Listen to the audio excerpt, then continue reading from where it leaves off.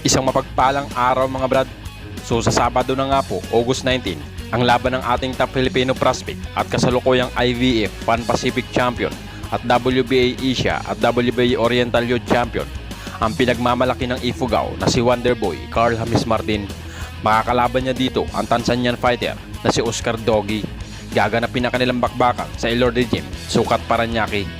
May kasalukuyang record ngayon si Martin na 21 wins, 17 knockout at walang talo.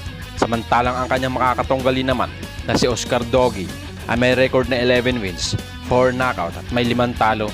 Sa halos isang taon na naging inactive si Martin dahil na rin sa natamo nitong ribs injury, ito ang kanyang muling pagbabalik sa ibabaw ng ring para pagpagi ang kalawang. Pero huwag magpakampante dito si Wonderboy dahil may dalawang kamao rin ang kanyang makakalaban.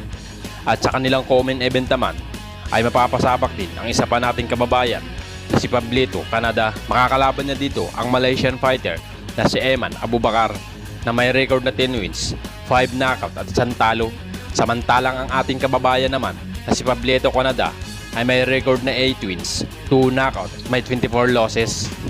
Sa kabilang banda naman mga brad, Luis Pantera Neri gusto nang makalaban si Cuadro Alas Janan Casimero bago matapos ang taong ito dahil nagpost nga po ito sa kanyang social media account na may caption na "To close the year, Mexico versus Philippines."